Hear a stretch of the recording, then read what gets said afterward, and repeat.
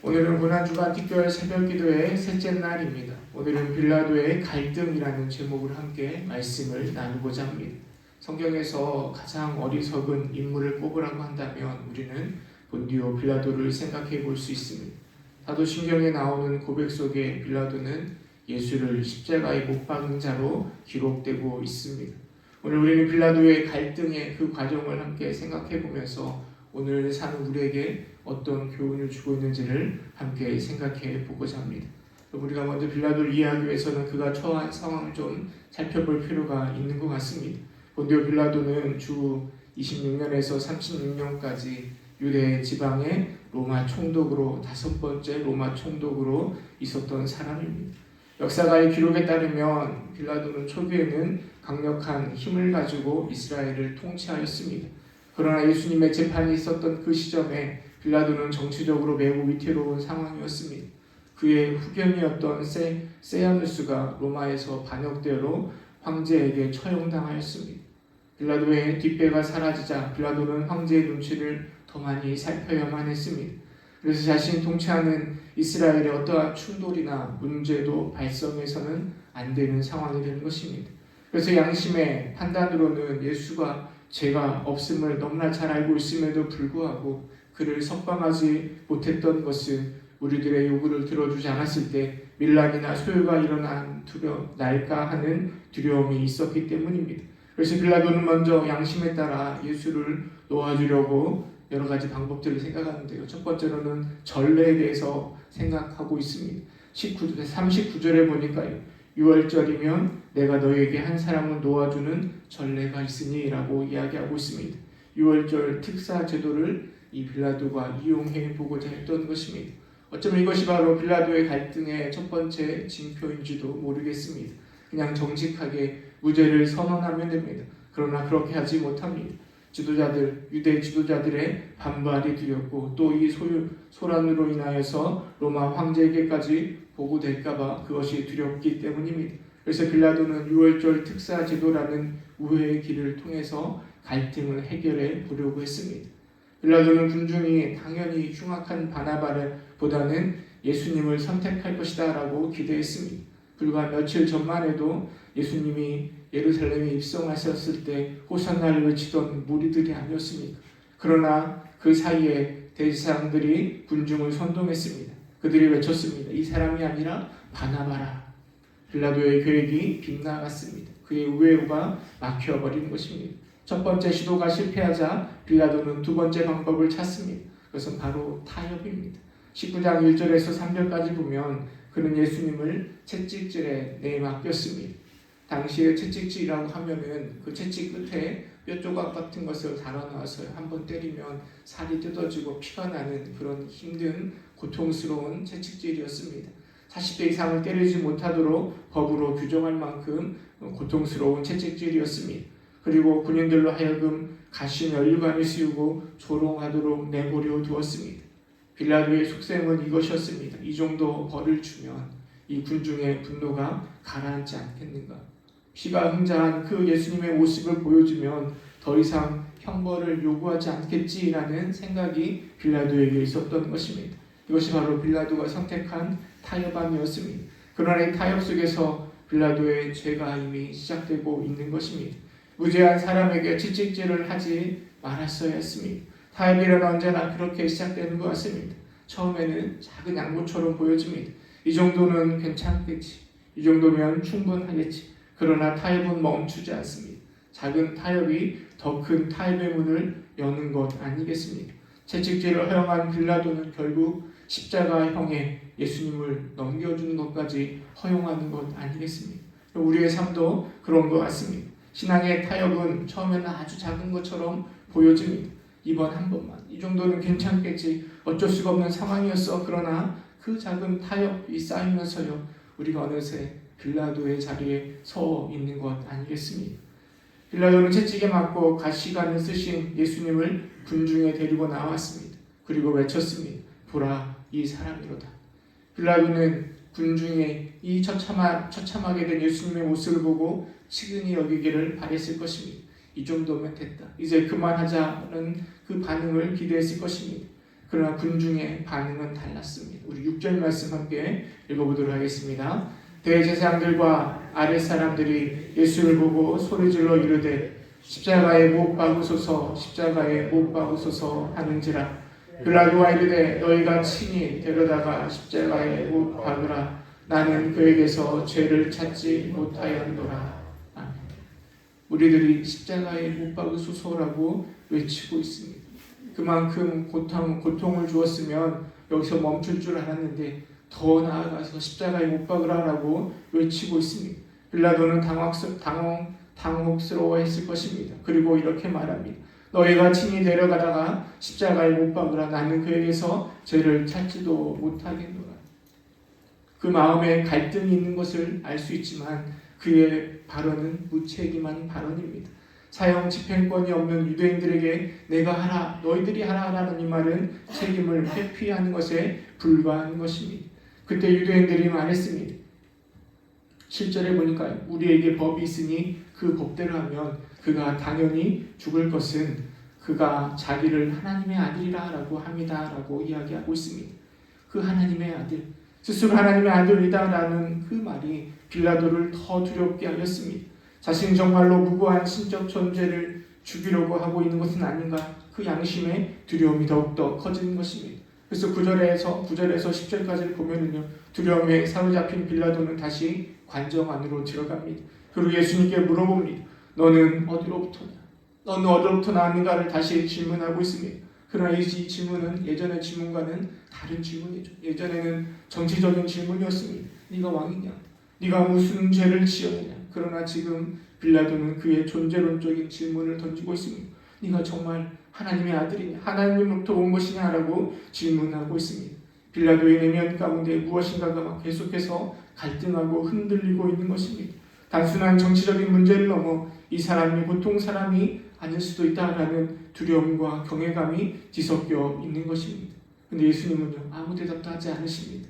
그 침묵이 빌라도를 더욱더 갈등하고 당혹스럽게 만들고 있는 것입니다. 그래서 빌라도가 예수님께 말합니다.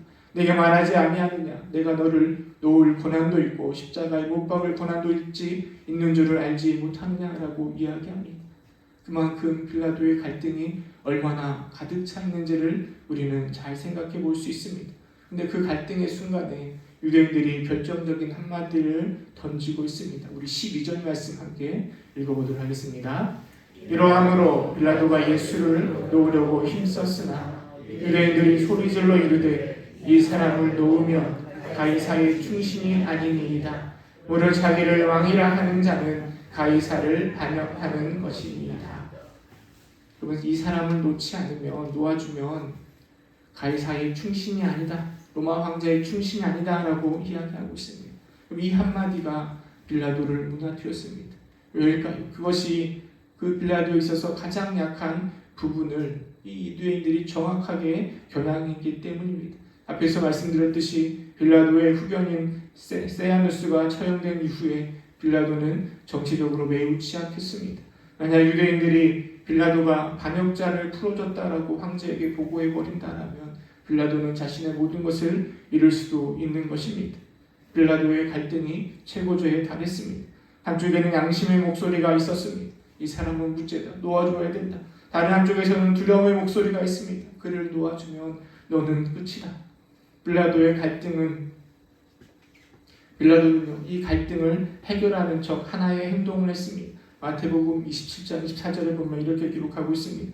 빌라도가 아무 성과도 없이 도리어 밀란이 나려는 것을 보고 물을 가져다가 그 무리 앞에서 손을 씻으며 이르되 이 사람의 피에 대하여 나는 무죄하니 너희가 당하라. 손을 씻으면서요, 그 책임에 대해서부터 완전히 회피하는 거예요. 이 사람의 피에 대해서 나는 무죄하다라고 이야기하는 것입니다. 이게 바로 빌라도의 갈등의 종착점입니다. 손을 씻는 행위. 여러분, 손을 씻는다고 해서 빌라도의 죄가 사라질까요? 그렇지 않습니다. 손을 씻는 것은 그저 자기 기만에 불과한 것입니다. 내면의 갈등을 해소하지 못하고 그냥 그런 행동을 통하여서 갈등을 종결시키려고 하는 것입니다. 나는 양심에 따라 저항했다. 그러나 어쩔 수 없었다. 그러니 나는 무죄다라고 이야기합니다. 그러나 이 어쩔 수 없다라는 것은 거짓말 아니겠습니까? 빌라도에게는 모든 권한이 있었습니다. 자신도 말했습니다. 내가 그를 놓을 권한도 있다라고 말하였습니다. 그러나 그 권한을 사용하지 않은 것은 곧 빌라도의 선택이었습니다. 두려움 때문에 한 선택이었지만 분명한 선택이었고 결국 빌라도는 재판석에 앉아 예수님을 십자가에 내어 주었던 것입니다. 빌라도의 갈등을 추적하면서요, 우리는 우리의 갈등의 구조와 매우 친숙하다라는 것을 발견하게 되는 것 같습니다. 우리는 오늘도 이 빌라도의 갈등을 우리의 삶 속에 경험하고 있지 않습니까? 직장에서, 가정에서 신앙의 갈등이 생겨납니다. 믿음 우리에게 말합니다. 그렇게 하면 안 돼. 하지 말아야 된다라고, 그래서 이것을 말해야 된다라고 이야기하지만 우리 안에 두려움이 사로잡고 있습니다. 말하면, 하지 않으면 내 자리가 위험하다. 그러니 우리는 자꾸만 우회로를 찾기 시작합니다. 다른 방법이 있겠지. 다른 방법이 있겠지. 또 타협을 시도합니다. 이 정도만 말하자. 이 정도에서 적당히 타협하자. 그리고 결국은 침묵합니다. 그리고 손을 씻습니다. 어쩔 수가 없었지. 이 수없이 많은 믿음의 갈등들이 있습니다. 그리고 이 빌라도의 갈등이 바로 우리의 갈등이 되는 것 아니겠습니까? 그럼 빌라도의 이야기는 슬프게 끝이 납니다.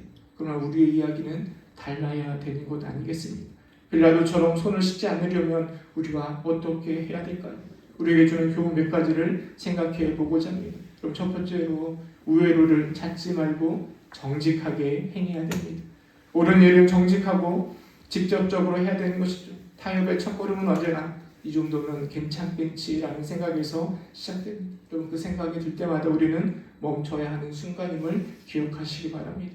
두 번째로 두려움의 정체를 직면해야 됩니다. 빌라도를 무너뜨린 것은 두려움이었습니다. 혹여나 이것으로 내 자리가 위협당하지는 않을까? 여러분, 우리를 무너뜨리는 건 역시 두려움 아니겠습니까? 나를 위협하는 그 두려움이 무엇입니까? 여러분, 그 두려움을 하나님께로 가지고 가야 됩니다. 시편에 보면 나는 두려워하는 날에는 주를 의지하리이다 라고 이야기합니다. 두려움이 없어지는 것이 아니라 두려움을 가지고 하나님 앞에 나아가 내가 하나님을 의지하겠다라고 고백할 때 그 두려움을 이겨낼 수 있는 것 아니겠습니까? 세 번째로 우리에게 주는 교훈은 손을 씻지 말고 우리는 회개를 해야 되는 것입니다. 우리가 빌라도처럼 옳은 일을 하지 못하였을 때 손을 씻으며 회피하고 모른 척할 것이 아니라 우리는 그 잘못된 모습을 가지고 하나님 앞으로 나아가서 하나님, 내가 잘못했습니다. 용서하여 주십시오라고 무릎 꿇고 회개하는 것이 필요한 것입니다. 빌라도의 비극은 회개하지 않는 것에 있습니다. 그러나 우리에게는 회개의 길이 열려 있습니다. 용서하시는 하나님이 계시는 것 아니겠습니까? 여러분, 고난 주간을 보내고 있는 우리들에게 오늘도 여전히 믿음의 갈등이 있을 수 있습니다. 그럴 때마다 빌라도의 길이 아니라 믿음의 길, 제자의 길을 걸어갈 수 있기를 주님의 이름으로 축원합니다. 사랑하는 하나님을 앞에 두고 우리의 모든 갈등을 내려놓을 수 있기를, 그래서 하나님이 원하시는 그 길을 걸어가는 저와 여러분 될 수 있기를 주님의 이름으로 축원합니다. 우리 말씀을 생각하면서 함께 기도하기를 원합니다. 빌라도처럼 신앙의 갈등이 오늘 우리에게도 찾아올 것입니다. 믿음을 따라 살아갈 것인가, 아니면 적당히 타협하며 외면하고 모른 척하며 살아갈 것인가. 함께 기도할 때 우리가 믿음을 따라 행동하는 자가 되게 하여 주옵소서. 나를 위하여 십자가를 짊어지신 예수님을 바라보며 두려움을 극복하고 믿음을 따라 행동하게 하여 주옵소서. 혹 실패하더라도 주님 앞에 나아와 회개하며 나를 돌이키는 자 되게 하여 주옵소서. 함께 기도하기를 원합니다. 특별히 오늘은 기도할 때 우리 교육부서를 위해서 함께 기도하기를 원합니다. 우리의 자녀들이, 우리의 아이들이 세상의 문화와 흐름 속에서 적당히 타협하며 살아가는 것이 아니라 바른 믿음을 가지고 주님을 따라 살아가는 자들이 되게 하여 주옵소서. 진리의 말씀을 옳게 분별하여 부끄러울 것이 없는 일꾼으로 인정된 자로 자라나게 하여 주옵소서. 함께 기도하시고 각자의 기도의 제목을 놓고 기도하시고 자유롭게 돌아가도록 하겠습니다. 함께 기도하겠습니다. 은혜가 풍성하신 하나님 주님의 은혜를 아버지 우리가 알고 있음에도 불구하고 하나님, 우리의 마음속에 늘 빌라도와 같은 갈등이 가득 차 있지 않습니까? 세상에 있는 두려움 가운데 하나님, 더 많은 것을 누리고 싶은 그 생각 때문에 하나님, 신앙의 갈등이 우리로 하여금 주님을 모른 척하며 타협하며 아버지 우리가 이렇게 살아가고 있지 않습니까? 하나님, 우리 연약함을 주님 앞에 고백합니다. 하나님, 우리를 하나님 우리를 믿음의 자리로 옮겨주셔서 저 빌라도처럼 하나님 외길을 찾고 타협하며 결국은 두려움 가운데 오른쪽 가만히 있는 것이 아니라 하나님 주님을 믿음의 눈을 바라보고 우리의 구주 되신 예수 그리스도를 바라보고 아버지 힘들고 어렵지만 한 걸음 한 걸음 아버지 바른 길로 나아가게 될 수 있도록 주님 인도하여 주시옵소서. 우리를 위하여 십자가를 짊어지신 예수를 바라보며 그 두려움을 극복하게 하여 주시고 하나님 때로는 실패하더라도 하나님 그 모든 두려움과 실패를 주님 앞에 나와 회개하며 하나님 나를 돌이키는 믿음의 사람 될 수 있도록 주님 인도하여 주시고 역사하여 주시옵소서. 이 정도면 되겠지, 이 정도면 되겠지, 내가 어쩔 수 없어서 하고 하나님 내 스스로 만족하는 것이 아니라 하나님 자기 믿음대로 살아가고 도전하고 될 수 있도록 주여 인도하여 주옵소서. 무엇이 나를 두렵게 하고 있습니까? 아버지 무엇이 나를 갈등하게 만들고 있습니까? 주님 앞에 내놓을 수 있도록 주님 인도하여 주옵소서. 우리 교회도 설교에서 하나님 아버지로 세상 가운데 아버지 적당히 신앙생활하는 것이 아니라 아버지 바른 믿음을 가지고 하나님 주님을 바라보며 사랑하게 될 수 있도록 주님 인도하여 주옵소서. 진리의 말씀을 분별하고 하나님 앞에서 부끄러울 것이 없는 인정된 일꾼으로 자라나게 하여 주시고 하나님 그 믿음